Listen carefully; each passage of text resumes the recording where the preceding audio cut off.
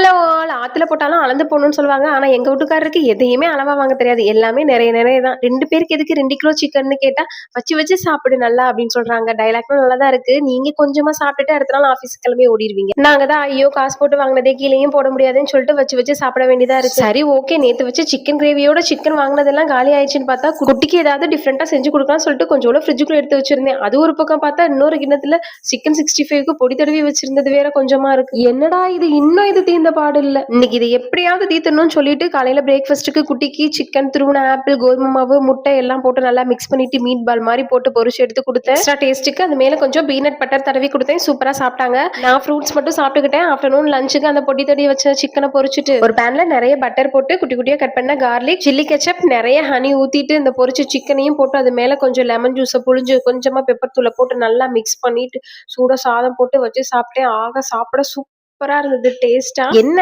Rice சாப்பிட்ற feel கிடைக்கல. ஏதோ ஒரு இனிப்பு பலகாரம் சாப்பிட்ற மாதிரி இருந்துச்சு. ரொம்ப ஸ்வீட்டா கொஞ்சம் ஸ்பைசியா சாப்பிட்றவங்களுக்கு இது ரொம்பவே பிடிக்கும். ஆனா காரசாரமா சாப்பிட்றவங்க இதை கண்டிப்பா ட்ரை பண்ண வேணாம்னு மிக தாழ்மையுடன் கேட்டுக்கொள்கிறேன்.